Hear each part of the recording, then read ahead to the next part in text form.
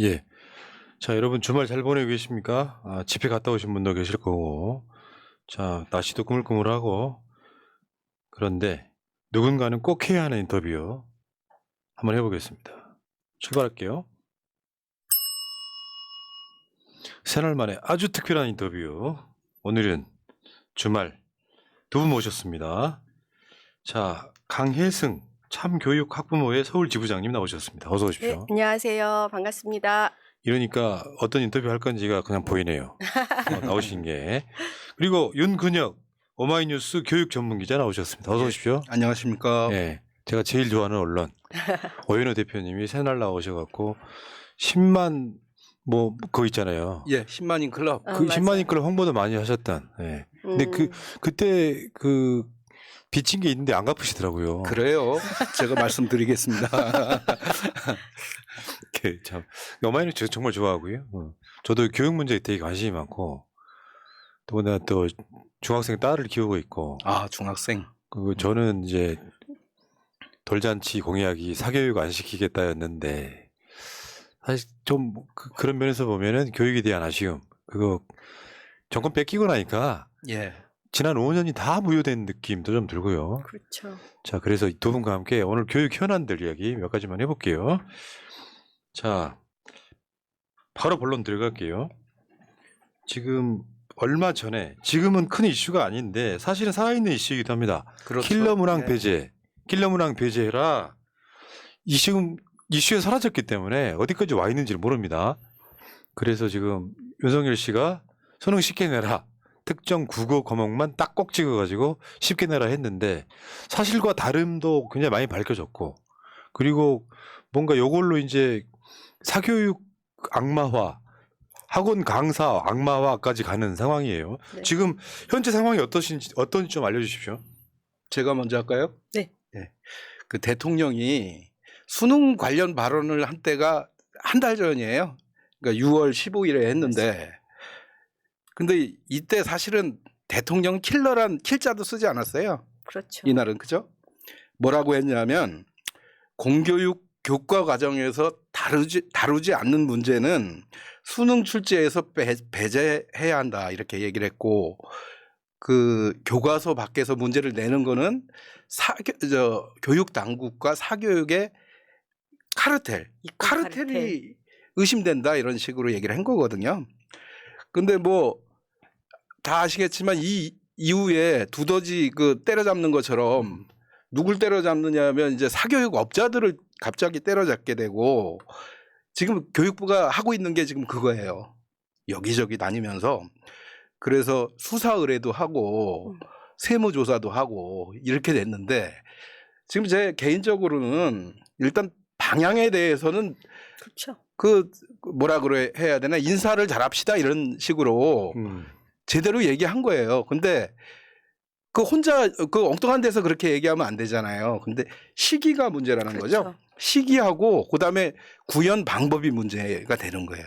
검찰이 그냥 수사하고 범죄인 때려잡듯이 교육 문제를 이렇게 대하면은 오히려 교육에서는 큰 혼란과 흠집이 벌어지거든요. 지금 이런 상황입니다. 예. 근데 여기서 또 거짓말 하나 드러난 거 아니에요? 교육부 장관이 대통령한테 업무 보고를 하는데 수능 쉽게 내라고 했다는 이야기가 있어서 이거 즉흥 발언 아니냐 했더니 예.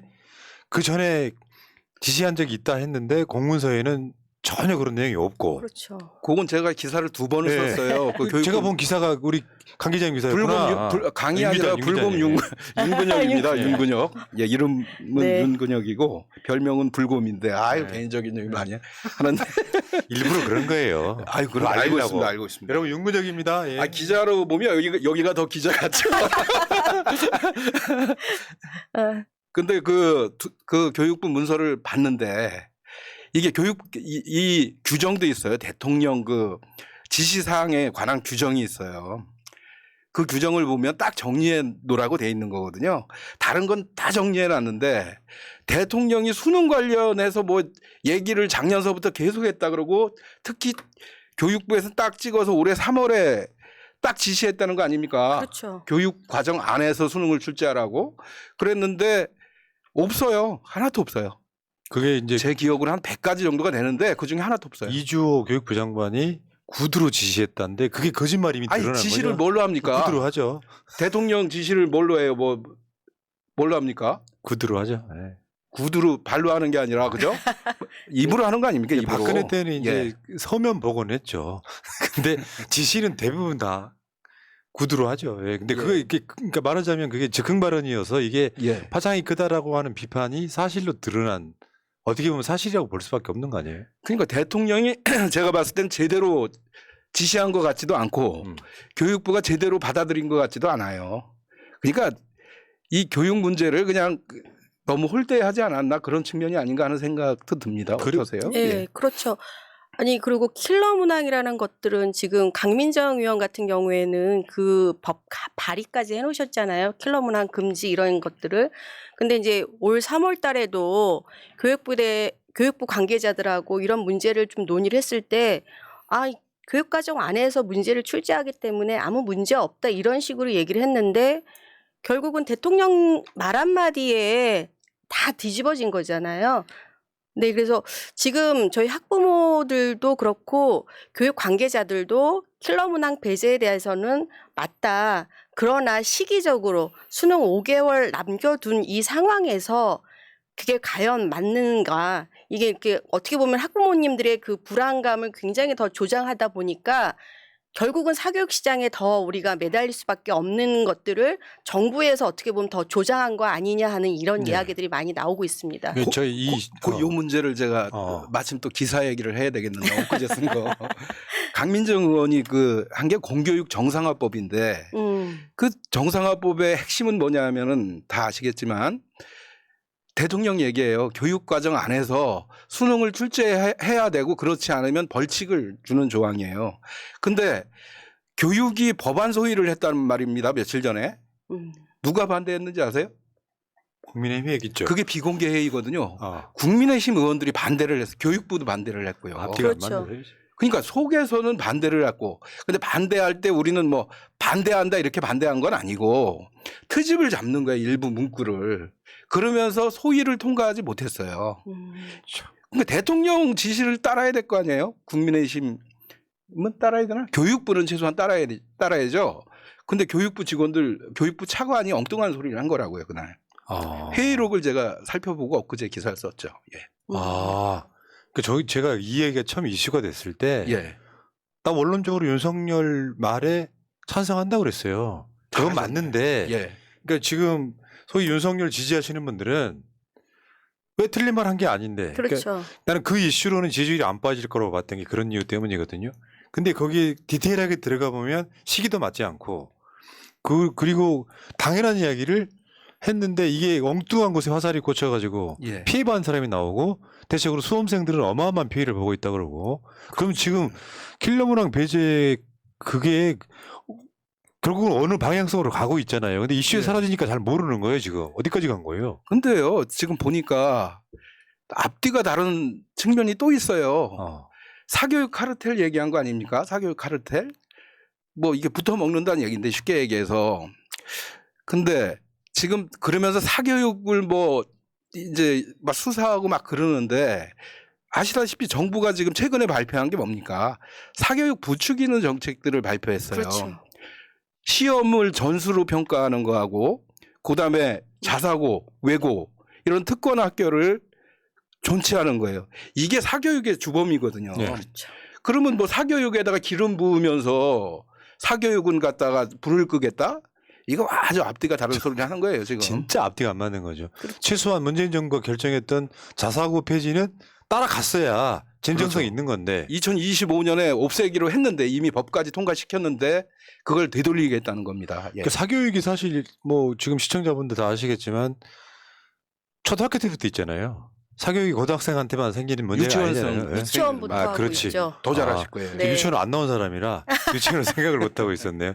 근데 그렇게 그 방향성으로 가고 있는데 그 사교육의 모든 시스템은 그대로 두고 아니 오히려 더 심화시키면서 사실은 교육도 대한민국 사회의 가장 큰 문제가 양극화라고 보거든요. 그렇죠. 결국 양극화의 문제가 예. 잘 사는 사람들이 사교육비 막 쏟아 부으면 그 사람들에 맞게 입시가 어려워지는 과정. 그러니까 원칙적으로 틀린 말 한 건 아닌데 행동은 반대로 가는.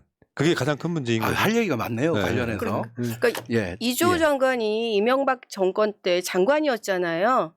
예. 그렇죠. 지금 예. 장관 또 하고 있는데 12년 만에 또 하는 본인이 거지. 예. 그때 했던 정책들을 다시 되살리고 있는 거잖아요. 일자고사 부활하겠다고 하는 거고 그때도 이제 고교 다양화하면서 자사고 이런 부분들을 많이 이제 했잖아요. 마이스터고 고교 이러면서. 다양화 300 프로젝트라고 했죠. 그렇죠. 예. 그러면서 그러다 보니까 이 특목고가 결국은 고교 서열화를 부추기고 있는데 공교육 강화 대책을 발표하면서 그러니까 특목고를 존치하겠다고 하는 거는 결국은 사교육을 강화하겠다는 것을 저는 천명했다고 예. 생각하고 그러니까 있거든요. 대학 서열화가 가장 큰 문제였는데 네. 이 보수 정권이 들어서면 고교 서열화, 중학교 서열화, 심지어는 초등학교 서열화까지 유치원도 네네. 서열화가 있잖아요. 그렇죠. 근데 그게 이제 말하자면 빈익분 부익부인데 그러면 그 구조적인 문제를 풀려면 수능 국어 문제 쉽게 내라 이걸로 풀 수 있는 문제가 아닌데. 너무 그렇죠. 단순하죠. 예.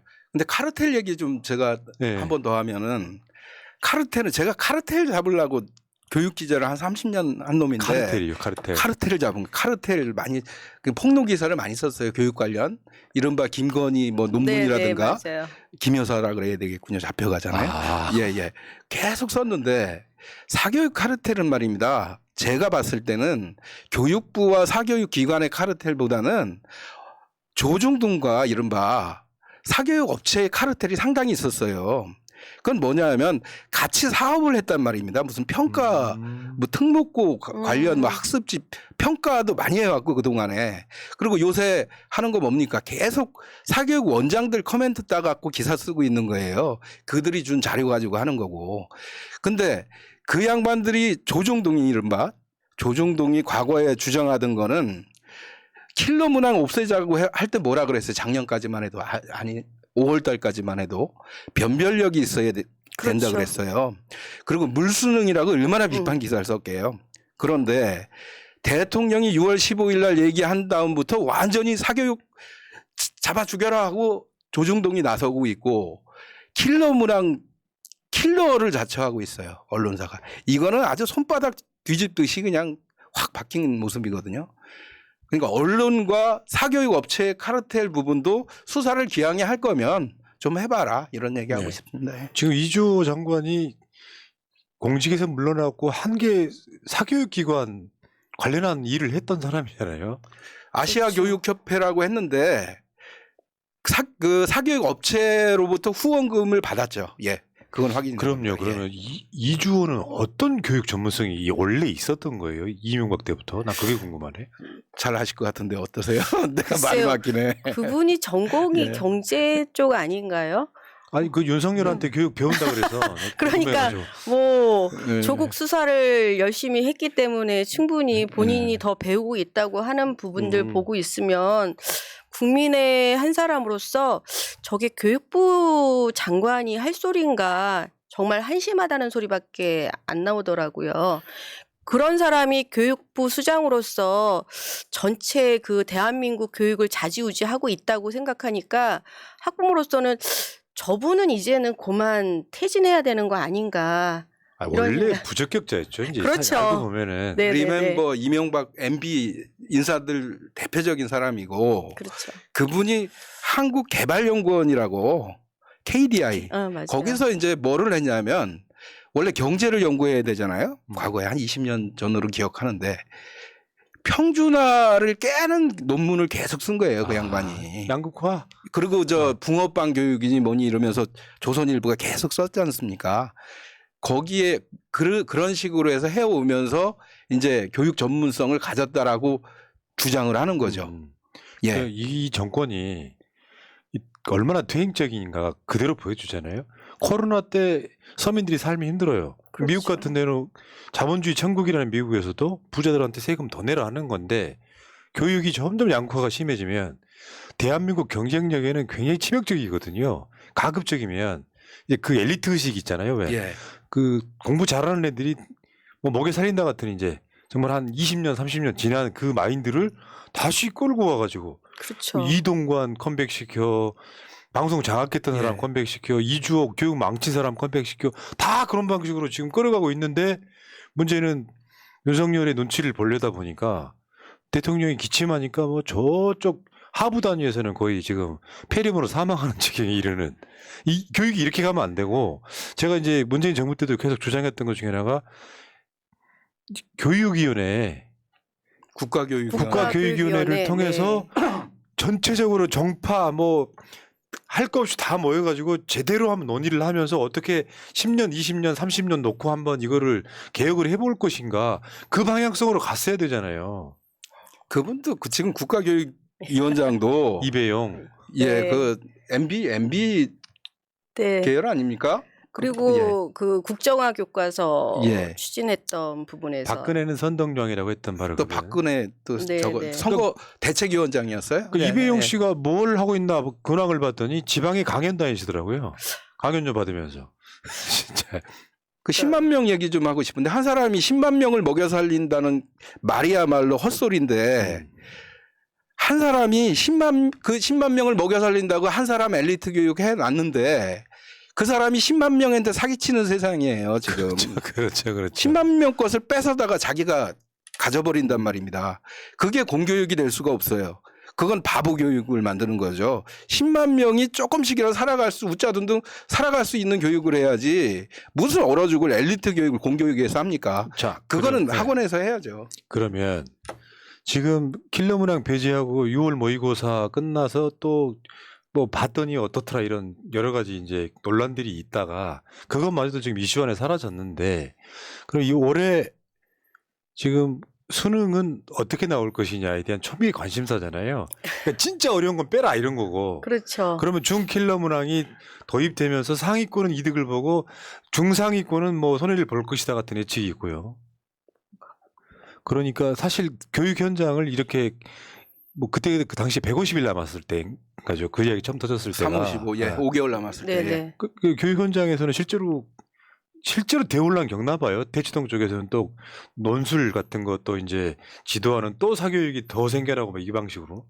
그렇죠. 아무래도 어디에 포커스를 맞춰야 될지 학부모님들도 그동안 어쨌든 간에 그 페이스대로 공부하다가 정부에서 발표를 하다 보니까 어디에 장단을 맞출지 모르니까 학부모들은 결국은 또 사교육 시장에 의지할 수밖에 없거든요.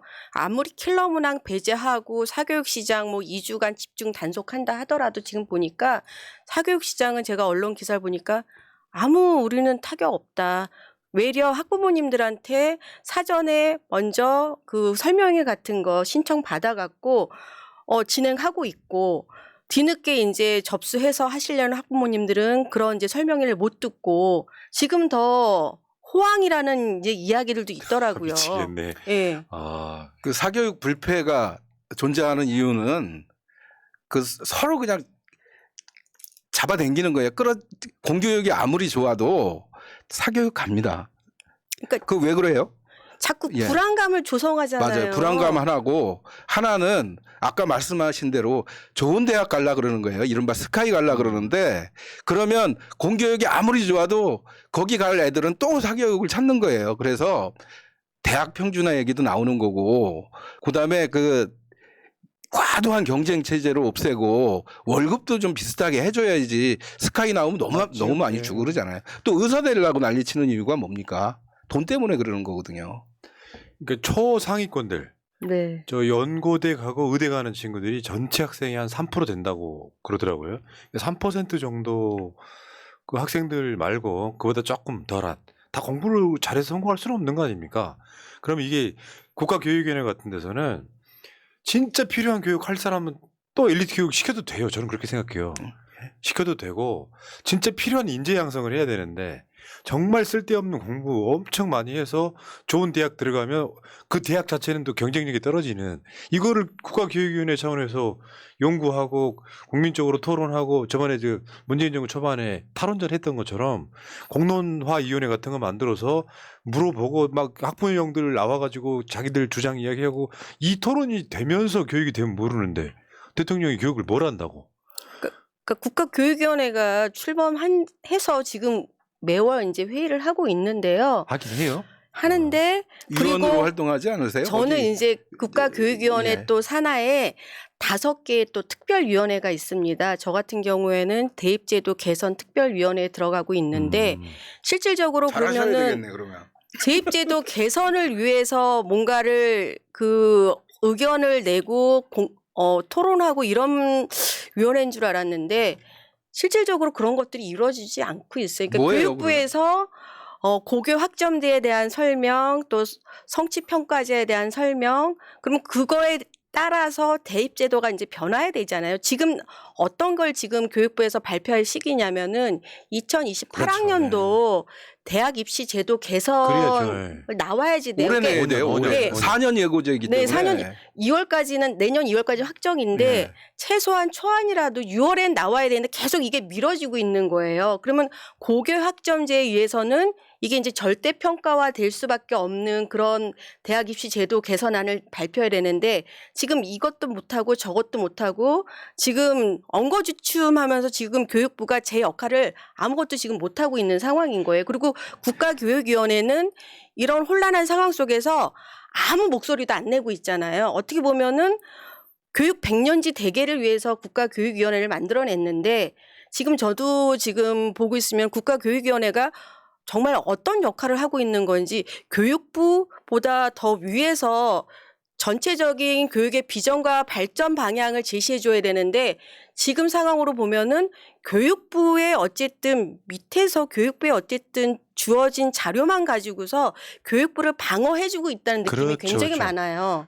국가교육위원회가 교육보다 더 위에 있어야죠. 그렇죠. 원래 만든 취지라고 그렇죠. 하면. 근데 그 역할을 지금 못하고 보면은 거기도 지금 위원들이 거의 보수 진영의 쪽이 또 숫자가 많다 뭐 보니까 극우단체 사람도 국가교육위원회 막 임명되고 그렇더라고요. 네, 그래서 어쨌든 진보 진영에 들어가신 분들이 굉장히 토론하는 문화 자체 이끌어가는 과정도 굉장히 힘들다고 아, 말씀하시더라고요. 소수로 전락해 있는. 그러니까 네. 정권이 하나 바뀌었다는 건 상상을 초월하는 건데 정상적인 정권이라면 진영을 떠나가지고 국가 전체 큰 그림을 그릴 수 있어야 되는데 전혀 그런 게 없고 그런 그냥 게 자리 없어요. 나눠먹기 하고 네. 그러면 대통령이 수능 시켜내라고 하니까 옳지 맞는 말이다 하고 박수치고 사실상 비전 없이 현실은 그대로 흘러가고 있고 그렇습니다. 더 심화되고 있고. 네, 네. 야, 상박하네요.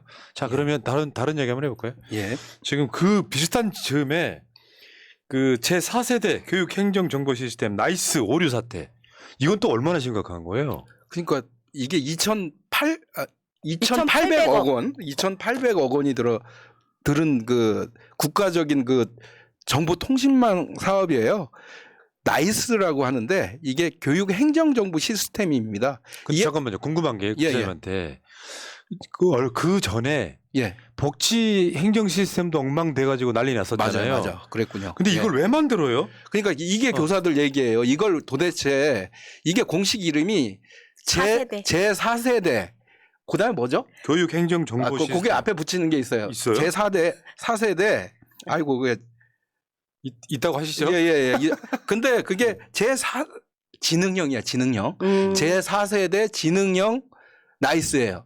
그런데 이걸 왜 만들었냐는 거예요, 교사들이. 3세대만 가지고도 충분히 잘 돌아갔는데 그래서 교사들은 하도 분통이 터지니까 이제 전응형 나이스라고 붙이고 있거든요.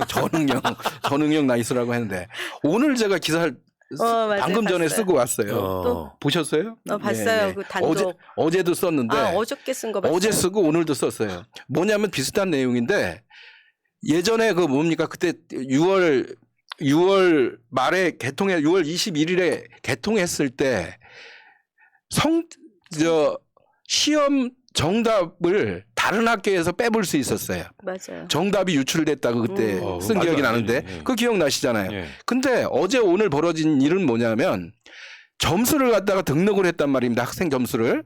중학교에서 결석성을 인정 점수라는 게 있는데 그걸 등록했더니 그 아이의 다른 과목 점수가 다 바뀌어요. 그러면 점수가 바꿔치기 된다는 얘기거든요. 이거는 학교에서는 아주 치명적인 거예요. 그 점수가 바꿔치기 되면 이게 그러니까 이른바 지능형으로 점수가 막 바뀌어요. 나이스라는 게 그렇게 되니까 교사들이 불안해 갖고 이미 성적 통지표를 뽑아 갖고 지금 딱 준비하고 있어야 돼요. 다음 주 월화수가 방학이기 때문에. 방학이니까. 근데 학부모들이 지금 못 받을 가능성이 많다는 거예요. 큰일 났네 그럼. 지금 네. 엄청 큰일 났네요. 그렇죠. 지금 초중고 그렇지만 그 부분도 크지만은 지금 좀 있으면 이제 그 고3 학생들 수시 접수를 해야 되잖아요. 예, 예. 그러면은 이게 제대로 된 성적으로 해갖고서 선생님들이 또 평가해주는 부분들이 제대로 지금 입력이 돼서 이게 정말 제 성적인지에 대한 신뢰도가 어떻게 될지 되게 지금 그게 제일 걱정인 것 같아요. 그러니까 의혹이겠지만 멀쩡하던 거를 때려치우고 뭔가 조금 더 나아진 거라고 시스템을 만들었는데 이게 지금 복구가 안 되고 있는 거죠. 한마디로 말하면. 지금 교육부는 원활하게 되고 있다라는 것을 약 보름 전서부터 계속 저걸 발표를 했단 말입니다. 그런데 원활하긴 뭐가 원활해요. 계속 문제가 그렇죠. 터지는 거예요. 먹통에 이어서 지금 점수까지 오죽했으면 뒤바뀌느냐 이러면서 교사들이 난리가 아닌 거거든요. 그러니까 저도 예. 어저께 교사 몇 분을 뵀는데 어느 학교는 아예 뭐 끊겼다 됐다. 어디는 아예 접속이 안 된다. 그러니까 학교마다 이게 좀 다르더라고요. 또 이제 나는 잘 됐는데 그래서 나는 안 됐는데 이러면서 학교마다 원활하게 이 시스템이 잘 안 돌아가는 거예요. 복불복이에요. 그러니까 나이스가 학생부를 담고 있는 그릇인데 아니 세상에 점수가 뒤바뀌는 게 어디 있어요. 지능형으로. 그리고 남의 점수를 내가 보게 되고 그렇죠. 이것도 웃기고. 네네. 남의 그 학교의 개인정보. 정답을 본 거죠. 정답. 근데 이런 시스템을 네. 만들어내는 이유가 뭐예요? 난 그게 되게 궁금하네. 그거는 필요하긴 해요. 교육행정정보 시스템은 우리가 핸드폰 쓰듯이 필요하긴 하는데 왜 이렇게 자주 바꾸냐 이거예요. 그리고 바꿔달라고 교사들이 안 했다는 거예요. 근데 왜 바꿨느냐. 그리고 지금 말고 방학 때 이거 이제 시범적으로 한번 이거를 이제 돌려보고서 그 다음에 잘 작동되면은 이제 현장에서 쓰게끔 해야 되는데 그런 작동도 안 하고서 지금 이 중요한 시기에서 이제 쓰라고 딱 예. 개통을 하다 보니까 더 혼란이 가중된 것 같아요. 그러니까 요 시자 돌림으로 제가 하나만 할게요. 시기하고 시연의 문제예요. 지금 문제는. 이거는 불통과 연결돼 있는 건데 교육부에 지금 시기 얘기하셨잖아요. 아니 기말고사 며칠 앞두고 그거 개통하는 사람들이 어디 있어요. 그렇죠. 아주 정신없는 사람들이고 6월 21일에 개통했고 이 난리통을 치고 그때가 있는데 한참 기말고사하고 할 때인데 시연의 문제는 뭐냐면 교원단체들이 개통하기 전에 제발 우리가 좀 미리 볼 수 있게 시연 좀 해달라고 그거 좀 아이디 좀 빌려주고 그렇게 제가 본 바로는 3개 교원단체가 요청을 여러 차례 교육부에 했는데 잘 되고 있다 그러면서 시연도 안 한 거예요. 이건 뭐냐면은 시기와 시연으로 볼 수 있는 거는 지금 국힘 일부에서는 그게 전 정부에서 한 거기 때문에 전 정부 책임이다라고 문재인 정부 책임이다라고 떠넘기기를 하고 있는데 시기를 이때 정하고 시연도 안 하고 이거는 교육부의 불통이고 이 정부는 윤석열 정부잖아요. 윤석열 정부의 교육부가 불통으로 빚은 참사가 바로 이 나이스 참사입니다. 진짜 희한한 정권이에요. 양평 땅이 정권이 바뀌어서 그 옆에 대통령 부인 땅이 있는데 문재인 정부 탓이라고. 그런 정권이다 보니까 저는 이제 윤석열 정권의 가장 큰 문제점이 시스템 붕괴거든요. 대통령 말 한마디에 그냥 견제해야 될 사람, 바른 말 해야 될 사람, 요 사람들이 싹 사라지고 난 상태에서 수능 쉽게 내 하면 온갖 난리가 나고. 그러니까 사실 현 시대에 안 맞는 대통령이 올라와 있는데 요거는 뭐 나이스 같은 건 그런 거 아닐까요? 우리가 뭔가 했다는 걸 보여주기 위해서 너무 급하게 개통해서 보여주면 시연도 안 해보는 시스템이 어디 있습니까? 2,800억짜리인데. 그렇죠. 그러면 이제 손해 보는 건 결국 학부모들이나 이 교육 현장 일선에 계시는 분들이 굉장히 어려워진다. 예. 네. 야, 더군다나 지금 기말고사 다 그 입력을 해야 될 거 아니에요. 그렇죠. 어떤 경우는 잘못 나올 수도 있겠는데요. 지금 이 상태로 보면은 입력은 다 했는데 성적이 뒤바뀌어 나오면 어떡해요? 그러니까 그게 어제 오늘 터진 일이고 네. 물론 통지표로 준 거는 아니에요. 그 전에 다행히 발견한 것인데 지금 이렇게 성적이 바뀌고 있다고요. 결시생 성적 입력 후 불일치 사례의 긴급 공문. 예. 일선 학생들 성적표 못 뽑고 발동동. 이게 지금 윤문정 기사님의 저 기사입니다, 기사. 기사는 이제 운전하는 거고 저는 이제 기자. 윤문정 기자님의 기사입니다. 네. 아이, 야, 진짜 여기는 총체적으로 잘 돌아가는 게 없네요. 제가 이 방송하면서 간혹 했던 이야기 중에 하나가 사실은 진보 쪽 대통령들이 교육 개혁에 대한 아젠다를 대선 때 공약 큰 걸로 걸어야 되는데 워낙 건드리기 민감한 것들이라서 사실 대선 후보들마다 대선 공약 자체는 사실 살짝만 건드리고 가는 그런 분위기다 보니까 진보 보수 할 것 없이 교육 문제는 사실 못 건드렸던 측면이 있는데 잘 안 건드리려고 그러죠. 그래서 촛불 이제 혁명 이후에는 그래서 국가교육위원회라는 걸 만들어서 한번 국민적으로 논의를 해보자 이건데 윤석열 같은 캐릭터는 전혀 뭐 총체적으로 난국이고 시스템 붕괴된 데다가 교육 현장은 진짜 아이고 교육 전문가라 그러잖아요. 네. 대통령을. 그러니까 아첨꾼들만 있고 또 그렇죠. 교육부 장관이라는 사람이 대통령한테 교육에 대해서 많이 배우고 있다. 이런 소리 하고 있으면은 계속 반복되는 거예요. 이런 문제가 나이스든 조국 뭐죠. 수사해봐서 교육 전문가라는데 뭐 할 말 다 했습니다. 자, 예. 그리고 하나 더요. 이슈 중에 진짜 심각한 걸 수도 있는데 서울시 의회의 학생 인권조례 폐지, 네. 다음에 생태 전환교육 지원조례 폐지 네. 이런 것들인데 요거는 보통 우리 시청자분들도 좀 생소할 수 있는데 굉장히 중요한 것 중에 하나죠. 네, 네. 최근에 보니까 학생 인권조례 폐지 뭐 이야기 나왔을 때 교권이 학생 인권조례 때문이다 이야기까지 나왔어요. 교권이 지금 막 흔들리는 게 학생 인권조례 때문이라고 논리적으로 보면 말도 안 되는 소리잖아요. 그렇죠. 말이 안 되는 거죠. 그러니까 작년에 보수 진영이 어쨌든 특히 이제 기독교 쪽에서 그 주민 발의를 통해 갖고서 조례 폐지안을 청구를 했습니다. 그래서 2월 달에 이제 발의가 됐고 현재는 교육상임위원회에서 지난 이제 319차 정례회에서 일단은 부의를 하지 않고 공론화를 통해서 공청회를 한번 하고서 이거를 이제 안건을 폐지할지 말지를 이제 또 논의를 하겠다 이렇게 했는데 실질적으로 기독교 단체에서 얘기하는 거는 교권을 실추하고 있다. 그리고 성교육을 그러니까 문란한 성을 조장하고 있다. 뭐 동성애를 조장하고 있다. 이런 말도 안 되는 소리를 하고 있거든요.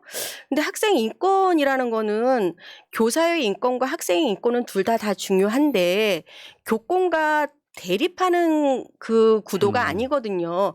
교권은 어쨌든 교사가 학생을 가르칠 권리를 얘기하는 거고 또 학생으로서는 학습할 권리를 얘기를 하는 거거든요. 이 부분에서 학생의 인권이 존중이 되면은 교사의 인권도 같이 따라서 존중이 되면서 그 학교 구성원들이 조금 더 민주적인 그 소통 과정 속에서 학교가 잘 운영이 되도록 예. 저희가 학부모 단체에서는 학생 인권 조례는 조금 더 강화돼야 된다 이렇게 얘기를 하고 있거든요. 예.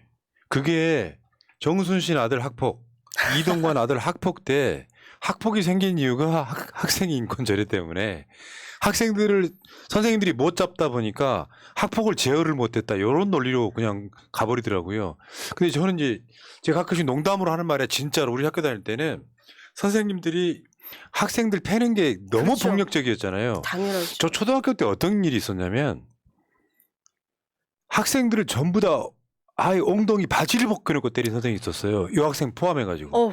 다 있어요. 네. 저도 그런 경험이 있죠. 예. 그리고 왜 저 영화 친구 같은데 보면은 맞아요. 엄청 그런 폭력적인 걸 많이 맞아서 학생을 인간으로 대접하자 이런 차원인 거잖아요. 학생 인권 조례라는 게. 네네. 근데 이걸 지금 폐지하겠다고 발의만 돼 있는 상태죠 아직까지는. 네네, 그렇습니다. 그러니까 이 기독교 단체 분들이 왜 그렇게 나서는지 저는 이해가 안 가는 거예요. 그래서 저는 가만히 아니 하나님이 어쨌든 모든 인간을 사랑하라고 가르치고 계신데 그분들은 왜 학생 인권 조례를 그렇게 못 잡아먹어서 그렇게 안달인지 매번 그리고 저희도 이제 그 시의회 앞에서 이제 임시회 하고 정례 할 때마다 1인 시위도 하고 있는데 보수 진영에서 와서도 1인 시위를 하고 있어요. 근데 아까 그 논리가 너무 비약적이고 비상식적이고 어떻게 보면은 지나가는 사람들이 얼굴을 찌푸릴 정도로 폭력적이죠. 네, 그 그렇죠. 논리가. 예, 무슨 동성애를 조장하고 뭐 섹스 얘기하고 그러지 않아요? 애가 둘이 들어갔는데 세시대에서 학교 뭐 졸업한다는 이런 이야기도 예. 하고 있고 하다 보니까 창피합니다. 솔직한 말. 그리고 지금 21세기입니다. 그리고 우리가 그 국제인권위에서 어쨌든 아동 권리 협약을 다 하고 비준한 나라잖아요. 그것만 있어도 지켜줘야 되는 거거든요. 그리고 광노현 교육감 때 일단은 체벌 금지를 했었잖아요. 예, 예. 그때가 이제 한 2010년 정도 같은데 그때 제가 이제 학교 운영위원이고 저희 딸이 중학교 때 그때 난리 났었죠. 학부모도 교사도 아이들 어떻게 체벌 안 하고 가르치냐. 근데 지금 이제 문화가 바뀌었잖아요. 지금 법도 바뀌었어요. 그렇죠. 부모가 자식 때리는 것도 원칙적으로 불법입니다. 지금 현재 법이. 그렇죠. 아동학대잖아요. 그거 당연한 거잖아요. 그러니까 이런 부분들이 이제 지금 시대는 변화하고 있는데 아직도 기독교에서 이렇게 교육을 또 좌지우지하고 있다는 이게 지금 저는 이해가 안 갑니다. 그러니까 제가 좀 네. 말씀드릴까요? 멀리 갈 필요가 없이 뭐 유예는 그렇고 멀리 갈 필요 없어요. 지금 서울시 의회 80%가 국민의힘 의원들인데 지금 그들이 추진하는 거 아닙니까? 지금 사실은 알고 보면 그렇죠. 4만 5천 명의 시민 청구인단이 뭐 넣었다 그러지만 국민의힘 의원들도 동조를 하고 있는 거예요. 그런데 서울시 의회에 보고서가 또 있어요. 그 보고서를 입수해서 한번 살펴봤는데 요거는 교육전문위원실에서 만든 건데 멀리 갈 필요가 없어요. 거기 보면은 청구인단들이 낸 논리 있어요. 무슨 뭐 그 법을 위반하는 거니 뭐 교육할 권리를 침해하는 거니 이거 다 맞지 않다. 이미 헌법재판소에서 다 합법으로 판정한 거다. 그렇기 때문에 이 인권위 그 청구인들의 주장은 사리에 맞지 않다. 이 얘기를 누가 했냐면 서울시의회 보고서가 최근에 한 거예요. 교육상임위원회 전문위원분들이 그렇게 하셨고 예. 또 국가인권위원회 제9차 전원회의에서도 충남하고 서울의 이제 학생인권위원회가 맞아. 예. 폐지될 위기에 이제 처했다 보니까 이 부분을 국가교육인권위원회에서 안건으로 좀 다뤄줬어요. 그래서 이게 폐지가 맞냐 했을 때 이거는 폐지하는 게 아니다. 국가인권위원회에서도 서울과 충남의 인권조례는 더 존치시켜야 된다는 입장 표명을 이제 했거든요. 그 교육 현장을 잘 모르는 것 같아요. 이분들이 뭐냐면 요즘 애들이요. 옛날처럼 학교에서 막 껄렁껄렁하고 막 부모 통제 벗어난 애들이 아니고 그렇죠. 거의 대부분 애들은 부모 통제하에 움직이는 애들이라 너무 수동적이어서 문제인데 일부 학생이 좀 약간 불량 학생 애들이 하는 것이 학교의 전부라고 생각하는 것 같아요. 설사 그렇다 치더라도 요즘 부모들 중에 99%의 부모들이 자식 때려 교육하는 사람이 어디 있어요? 아유, 없습니다. 그런 인권 지켜지는 거 더 중요한 게 생태 전환 교육이라는 건 말만 들어도 훌륭하게 보이거든요. 여기 환경 지키자 이런 내용이잖아요. 그렇죠. 요거를 지원 조례를 폐지한다는 건 왜 그런 거예요? 제가 말씀드릴까요? 예. 주세요. 요것도 국민의힘 의원이 주도를 해갖고 이미 폐지를 한 거죠. 지난 7월 5일에. 예. 생태 전환 조례를 없애버렸어요. 네. 그리고 환경 교육 조례. 네. 이거 환경 무슨 미화 생각도 나는데 7, 80년대에 맞아요. 쓰레기 줍는 거? 예, 그러니까 생태 전환 조례라는 멀쩡하고 진짜 국제적인 말을 버리고 환경 교육 조례를 지금 올렸죠? 네, 아직 올렸습니다. 통과는 안 된 것 네, 같은데 네. 그거 만들자고 없애는 거예요 지금. 근데 그래요? 이 환경 교육이란 말은 사실 촌스러운 말이고요. 그렇죠. 지금 그래서 제가 교육 과정을 살펴봤어요. 이거 작년에 윤석열 정부가 이주 그 장관이 나서 갖고 발표한 2022 교육과정 총론하고 강론을 봤거든요. 찾아봤더니 생태 전환이란 말은 69번이 나와요. 69번. 69번이 나오는데 환경 교육 몇 번 나왔는지 아세요? 모르죠. 초중고? 6번밖에 안 나와요. 이미 다 생태 교육, 생태 전환 교육이란 말을 쓰고 있고 내용을 떠나서 왜 이렇게 12년 전 또는 20년 전으로 돌아가려고 하는지 그게 참 의문이에요. 그렇죠. 그러니까 서울시 의회가 지금 옛날로 이제 회귀하려고 하고 있고 지금 이제 조희영 교육감님이 지금 추진하고 잘 진행되고 있는 정책들을 어떻게 보면 다 폐지하면서 발목 잡기를 계속하고 있고 작년 같은 경우에는 예산을 대폭 삭감했었잖아요. 거의 한 6천억 가까이를. 그러다 보니까 서울시 교육청이 지금 정책들, 제대로 된 교육 정책들을 지금 추진하는 것들이 굉장히 어려움이 많습니다. 예. 그러니까 생태 전환 교육 조례도 폐지하겠다고 하니까 저희가 이제 학부모 단체들이 기자회견도 하고 또 시민 단체들, 사회 단체들 또 환경 단체들이 또 연합해서 또 기자회견도 하고 했는데 어떻게 보면은 지금 기후 위기 속에서 생태를 더 살려야 되는 이 부분들을 지금 더 고민을 해야 되는데 본인들이 어떻게 보면 좀 면을 세우겠다고 하는 환경 부분에서 다 수용할 수 있으니까 이 생태라는 말 자체를 아예 그냥 수용을 못하기 때문에 어거지를 쓰면서 폐지하는 게 아닌가 하는 이런 생각밖에 안 들어요. 그래서 지금 서울시 교육청에서는 이거를 법률 검토를 통해서 제의할 수 있는 부분들은 제의하겠다고 또 이렇게 하겠다고 하더라고요. 그거네요. 그러니까 anything but 노무현, anything but 문재인처럼 anything but 진보. 네, 진보 네. 시그니처는 싹 없애버릴 거야. 그런 식인 것 같아요. 그러니까 이게 80%가 국민의힘 의원이 되니까 우리가 이 정도 힘이 있어 하는 걸 보여주는 듯 네. 마구잡이로 지금 다 고치고 있거든요. 근데 그게 교육의 발전을 위해서 진짜 생선 굽듯이 조심스럽게 되면 좋은데 왜냐하면 초중고 아이들 교육과 직결된 문제이기 때문에 그런데 그게 아니라 그냥 이렇게 막 나서서 힘으로 막 억압하고 있는 거예요. 지금 강제로 고치고. 그러니까요. 지금 조희연 교육감이 지금 제의한다고 발표 거의 한 거랑 마찬가지인데 제의하면 뭐 합니까? 제의해봤자 그 3분의 2 이상을 네. 표결 받아야 되는데 전혀 그렇지 않잖아요. 숫자가 아까 80%가 국힘이라고 선거 했으니까. 진다는 건 무서운 거네요. 예. 네. 제의해봤자 아무 소용이 없는 거예요. 그럼 다시 대법으로 뭐 이제 그렇죠. 또 제소를 하고. 예, 제소를 한다든가 그러면 자, 예. 그걸 서울시의회가 지금 쉽게 표현하면 예산 안 주겠다는 거죠. 길들이기 하는 서울시 거죠. 교육청이 어떻게 하는 보면. 예산 안 주겠다는 거죠. 네, 그 예산 갖고 뭐라고 해야 되나? 그 예산 갖고 사람 길들이기. 그러니까 아. 길들이기 예, 예. 하는 거예요. 예.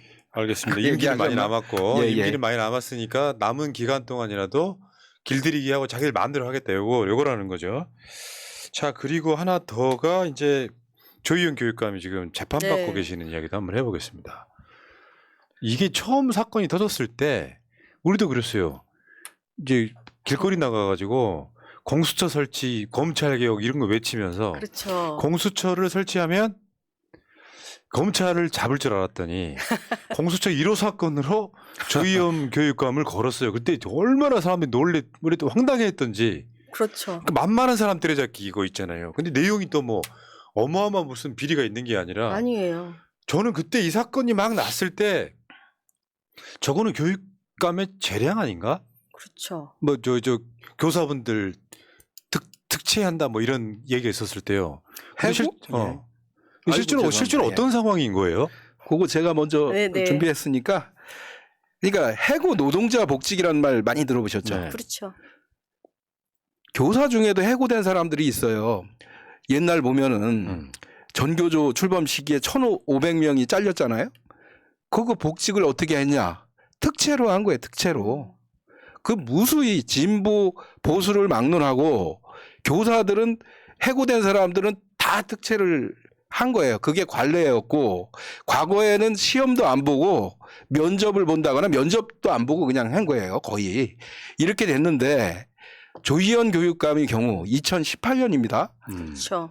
물론 뭐 시행령이 바뀌어서 초중등교육법 시행령이 바뀌어서 그런 점도 있습니다만은 공채 절차를 지켰어요. 공채를 한 거예요. 공채. 특채가 아니네요, 그럼 일단은. 네. 그럼요. 면접을 통해서 저 서류 전형하고 면접 전형하고 절차를 다 지켜서 했고 5군데로 기억되는데 그 뭐라 그럽니까? 법률사무소에 이게 위법인가 아닌 것까지 다 해서 유권해서까지. 예, 네네, 유권해서 검토. 그래서 괜찮다 그래서 한 거예요. 그렇게 했는데 어느 날 갑자기가 아니군요. 국민의힘 의원들이 계속 문제 제기를 한 거예요. 그 이후에 곽상도가 그랬지 않았어요? 예, 곽상도 의원도 그랬고 계속 문제 제기를 하다가 이걸 받은 게 누구냐? 뭡니까? 최재형 감사원장. 감사원장이 2021년 4월에 발표를 덜컥 해버린 거예요. 이걸 뭐냐? 이 사건을 문제가 크니까, 그러니까 특정인을 특정해서 특채를 한 것은 문제가 되기 때문에 이것을 수사 의뢰하겠다 하고 공수처에다가 자료를 갖다 준 거예요. 공수처는 한 달 만에 2021년 5월에 제 1호 사건으로 이걸 갖다가 검찰에 내세운 입건하지. 거죠. 그런 다음에 기소를 해버린 거예요. 예. 대통령실에 자기 아는 사람, 지인의 자녀들을 대량 꽂았던 꽂는 정권이, 물론 공수처가 뭐 정권 차원이라고 보기는 어렵지만, 공채를 통해서 선발한 사람들을 사적 관계를 통해 가지고, 해직교사라고 하면 우리가 우리 윤 기자님 이야기도 예. 있지만, 해직교사라고 하면 어떻게 보면 민주화 투쟁의 산물이잖아요. 예. 해직되셨던 분들이 그런 분들을 공채를 통해서 구제를 해서 이분들 다시 교육으로 돌아오게 만들었다는 거잖아요. 자격이 네. 있는 네, 사람들이거든요. 공채라고 교사하던 하면 사람들이에요. 공채라고 하면 공정한 경쟁을 통해서 채용했다는 거잖아요. 어떻게 이게 수사가 되고 1심이 유죄가 나왔던 거예요? 나왔죠. 어떻게 보면. 아니 어떻게 그게 가능하죠?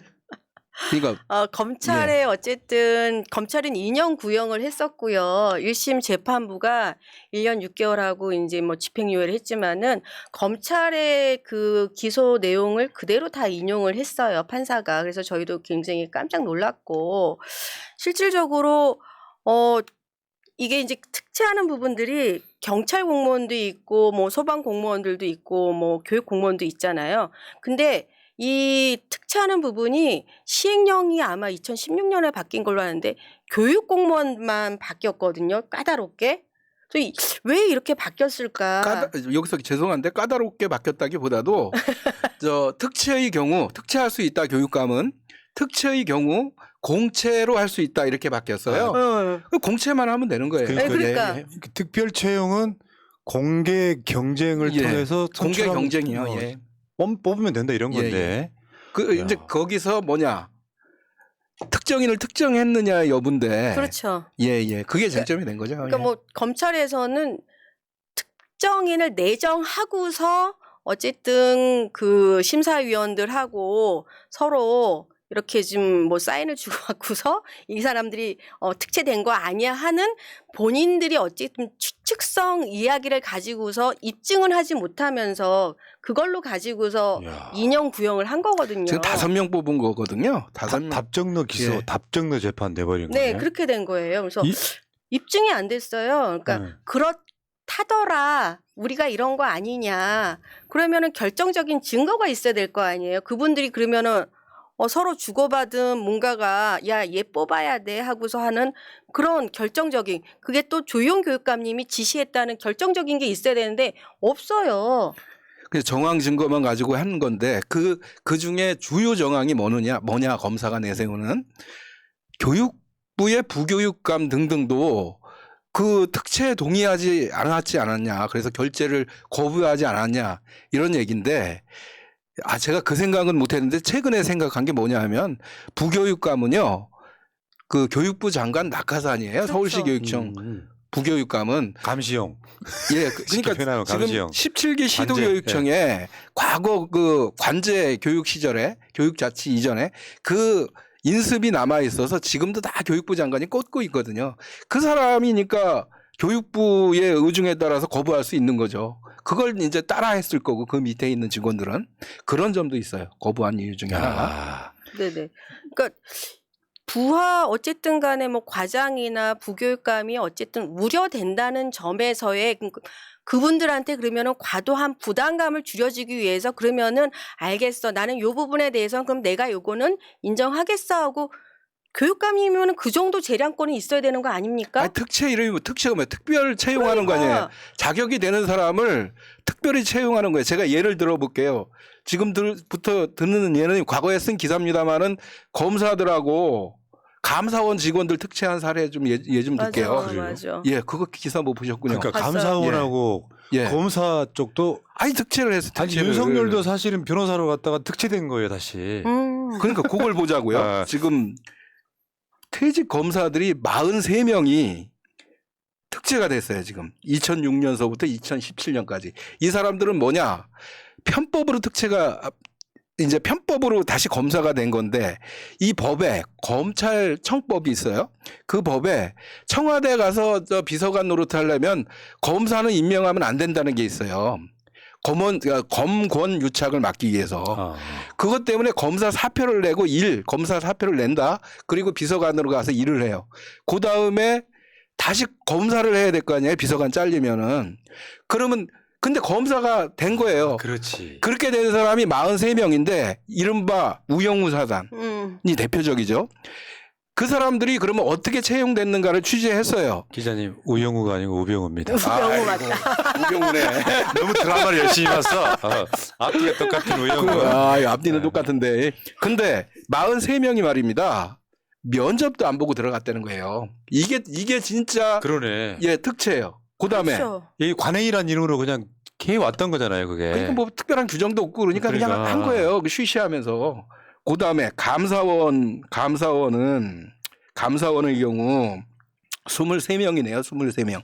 그것도 최재형 감사원장 체제에서 그 사람이 감사원장 할 때 특별 채용 형식으로 다른 부처에 가서 일하던 사람들을 다시 감사원에 불러들여서 직원으로 만든 사람이 몇 명인가 따져봤더니 23명이에요. 23명. 공채했느냐? 안 했어요.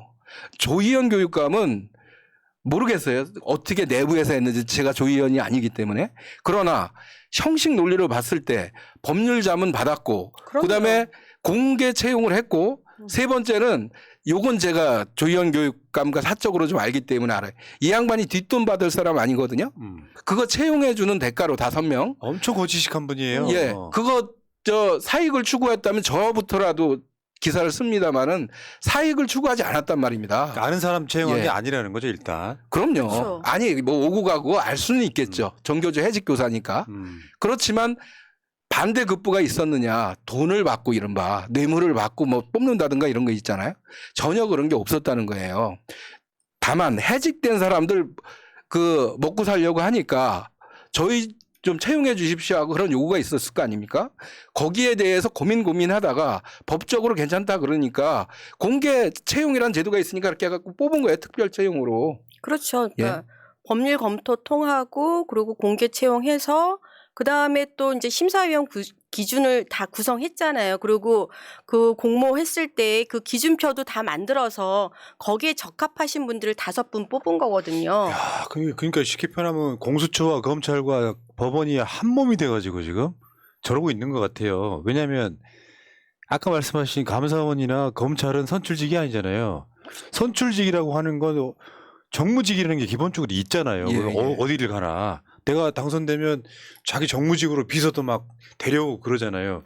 이걸 법적으로 걸었는데 이야기를 들어보면 굉장히 공정한 절차를 거치기도 했는데 심지어 이걸로 기소한 공수처나 이걸로 뭐 구형한 검찰이나 이걸로 유죄를 때린 법원이나 거의 한 몸처럼 움직이고 있네요. 다만 석연치 않은 점도 있긴 있어요.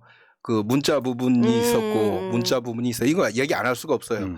그 교육청 직원 중에 이제 심사위원에게 이렇게 좀 잘해보자는 식으로 문자를 보낸 게 하나 있었고, 그 다음에 지금 아까 말씀드린 대로 교육청의 부교육감 이하 몇몇이 교육감 지시를 따르지 않고 그 뽑으면 안 된다 하면서 결재를 안 한다고 버텨서 교육감이 그러면 내가 책임지고 하겠다고 했어요.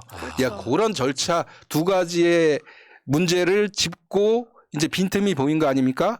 거기를 파고 들어온 건데 일상적인 상황이라면 제가 봤을 때 얘기거리도 안 되는 건데 지금 최재형 감사원장이 이상했고 2번째 공수처도 이상했고 또 최재형 감사원장을 임명한 문재인 정부도 참 좀 아쉬움이 많습니다. 그게 이제 결과론적인 이야기라 그렇게 예. 이상할 줄 몰랐던 경우죠. 윤석열, 네. 뭐 최재형 이런 사람 다 그런 거지만. 네네. 야, 상황이 이렇군요. 그러면 지금 7월 10일 날 2심 재판 열렸었고, 네. 7월 10일 날. 네네. 그리고 지금 다음 재판은 8월 7일 날 오후 2시에 예정되어 있습니다. 3차 이것도요. 공판이. 시청자 여러분, 이것도 여론이 관심을 많이 갖고 네. 그래야만 조희연 교육감이 중간에 탈락하는 상황이 올 수도 있잖아요.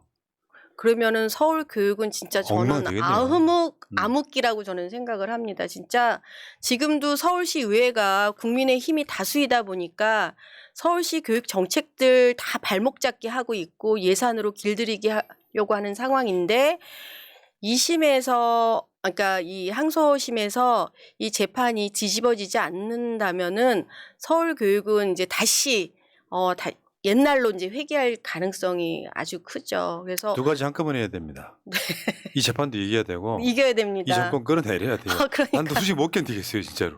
그래서 저희가 서울교육 지키기 공동대책위원회에서는 이 전력 투구하고 있습니다. 조희영 교육감을 지키는 게 아니라 이 교육감님이라는 분 하나의 직책이지만 서울 교육 전체 교육 정책을 지키기 위해서 우리 이제 시민 단체들이 힘을 지금 모으고 있습니다. 그래서 여러분들이 정말 관심 가져주시고 특히 서울시 어쨌든 학부모님들이 관심을 더 많이 기울여 주셔야 될 것 같습니다. 학생 인권도 그렇고 생태전환 교육도 그렇고 다시 또 서울시 의회에서는 기초학력 지원 조례를 또 발의를 해서 학생들의 또 일제고사를 부활해서 학교별 또 서열화 이런 것들을 하겠다고 한 상황에서 이제 서울시 교육청에서 이제 법원에도 이제 제소한 상황이거든요. 이런 식의 이제 옛날식의 교육으로 더 이상 교육이 후퇴하지 않도록 서울시 교육청의 이제 조희영 교육감님 재판도 정말 관심 많이들 가져주셨으면 감사하겠습니다. 서울 고법인가요? 재판이? 지금 2심이니까. 2심, 그렇죠. 네네. 8월 7일 날 관심 좀 가져주시고요. 저는 시대적 흐름이라는 게 있다고 봅니다. 그러니까 뭐 1인당 GDP, 뭐 세계 경제 규모가 최근에 12에서 13위로 떨어졌어요. 맞아요. 이제 그거는 뭐 윤석열의 무능 뭐 이런 걸 다 포함하는 얘기겠지만 우리가 말하는 선진국은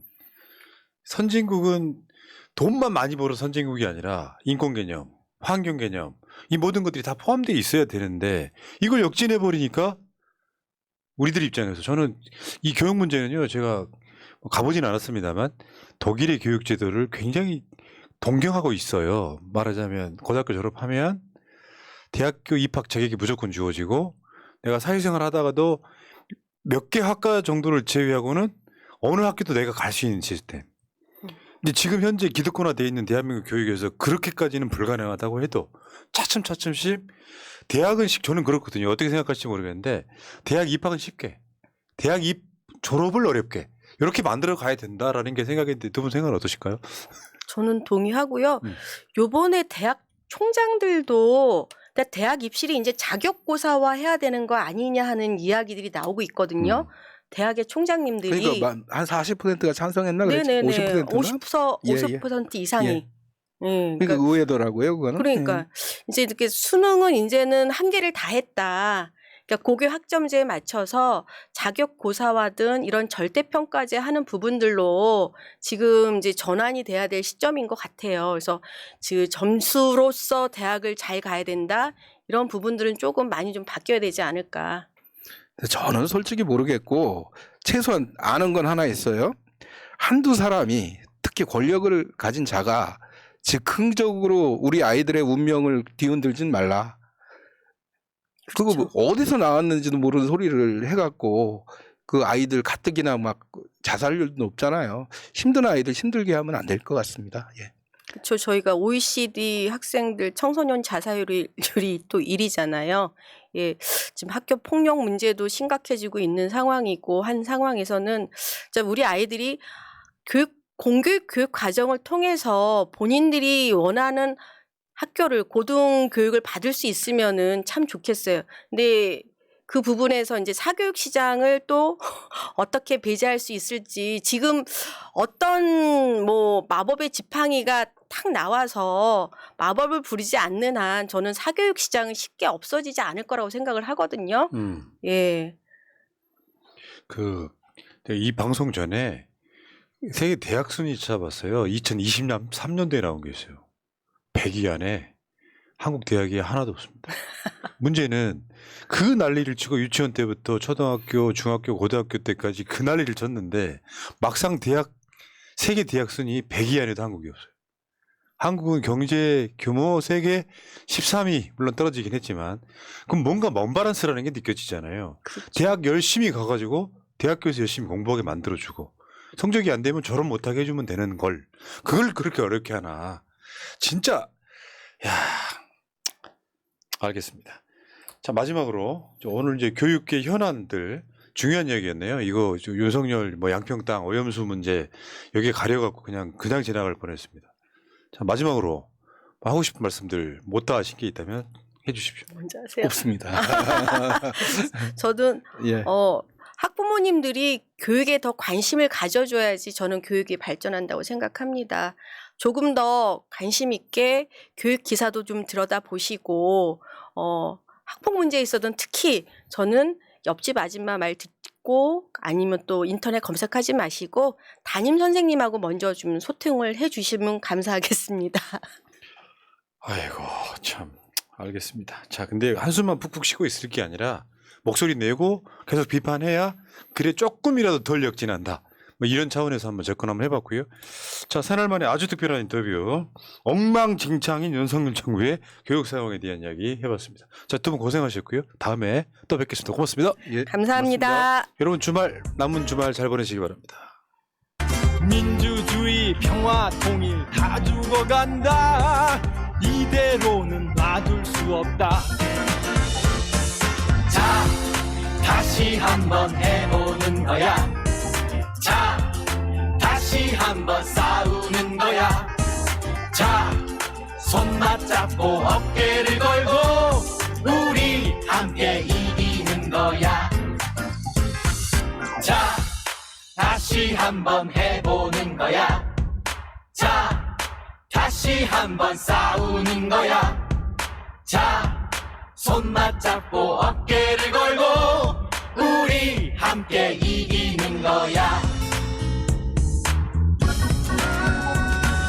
자 다시 한번 해보는 거야 자 다시 한번 싸우는 거야 자 손 맞잡고 어깨를 걸고 우리 함께 이기는 거야 자 다시 한번 해보는 거야 자 다시 한번 싸우는 거야 자 손 맞잡고